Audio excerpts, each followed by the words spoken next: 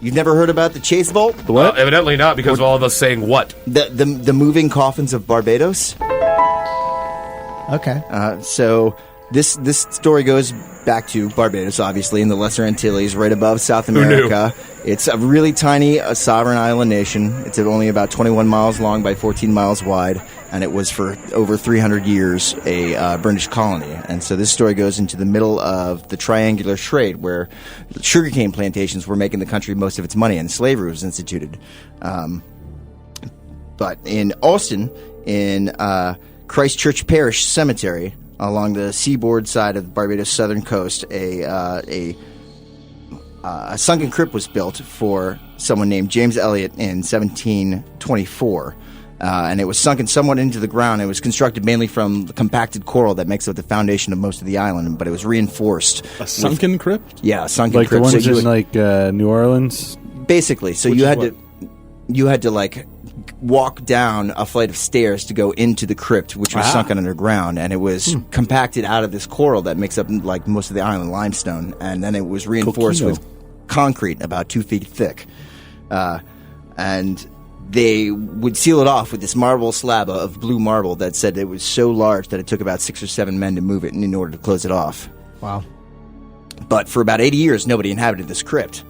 And eventually, when the property was sold in 1808 to the wealthy Colonel Thomas Chase, he purchased the tomb as a family burial plot. And there was one body interred in there the previous year.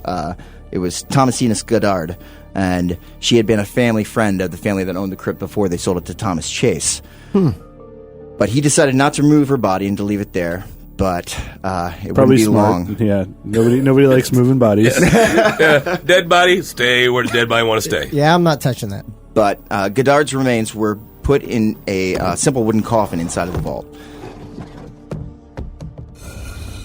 The Chase family was known locally for their violent and cruel treatment of their slaves on their properties. Even though slavery had been abolished the previous year, the institution would not be dismantled for another several years.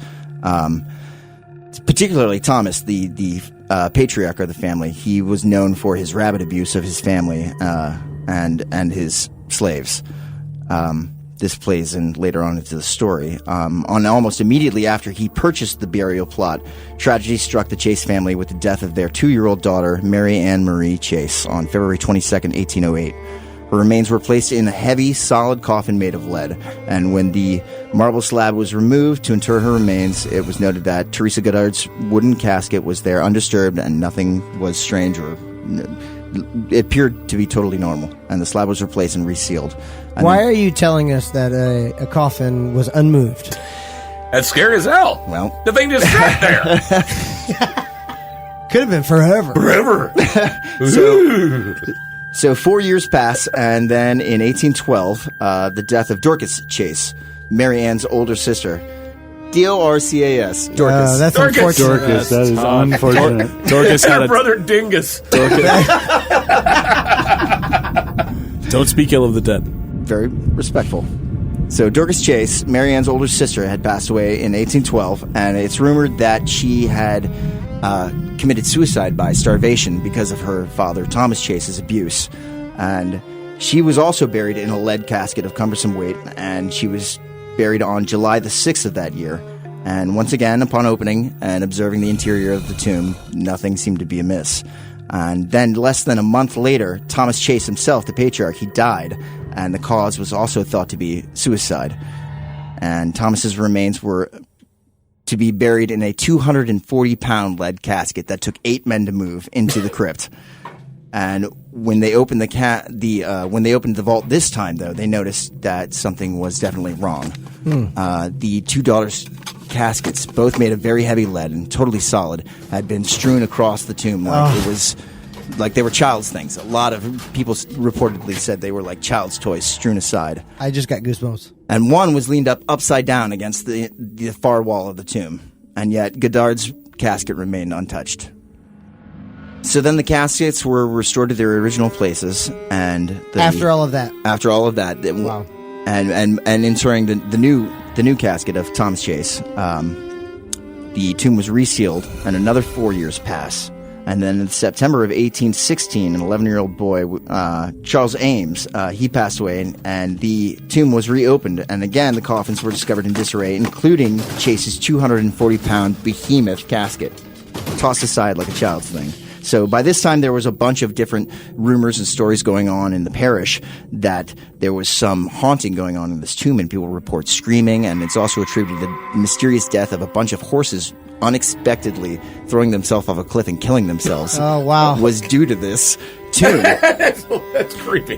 That's super creepy. And hilarious. That's the word I was going to say first. So then, not even 2 months pass before the father of Charles, Samuel Brewston, dies. And before he's buried, the vault's examined from the exterior to make sure that nothing has disturbed it. And it's found to be both air and watertight. And yet when they open the slab, it's impossible that these lead caskets had been thrown about so violently that some of the caskets had even damaged each other, chipping away bits to where a skeleton's arm was hanging out of one of them. Oh my They're being God. thrown around. Like they're being thrown around this room with no one being able to get in or out of this room. So they once again reset everything, put it back in, resealed the tomb. Now, what's the definition of insanity? Doing the same thing over and over and Thanks. expecting different results? You nailed it. In 1819, there was another burial that had to be in the same Chase vault, and it was this of Thomasina Clark. The then governor of Barbados was attending this burial and witnessed for himself what they found when they opened the slab.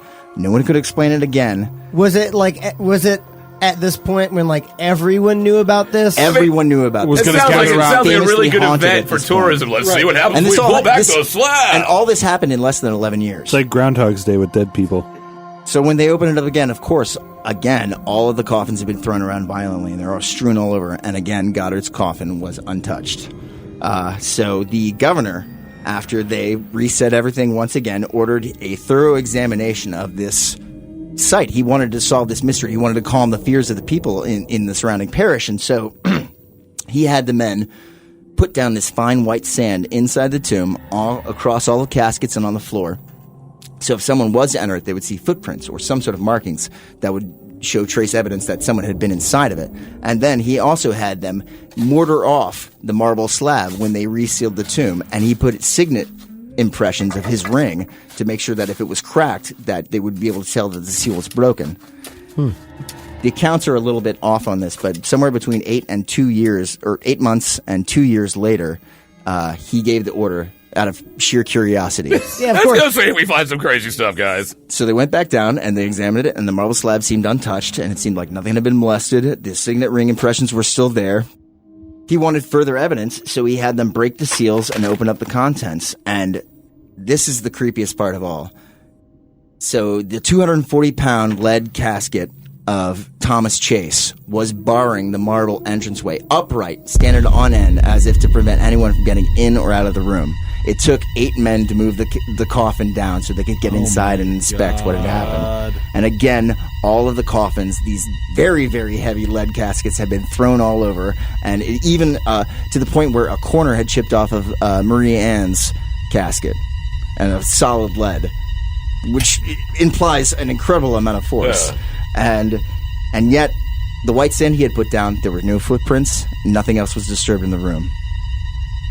Spooky. So the governor ordered the room to be cleared, and they buried everyone else in individual plots in the cemetery parish. That is really, really terrifying. And do you guys want to get out of the crypt? Yeah, yeah. I really Yes, do. please. Yeah. Yes, please. We'll recap outside of the crypt. That thing just moved. Get out of Okay, here. everyone get Yeah, out. let's go. Run, Fast back walk, away. fast walk.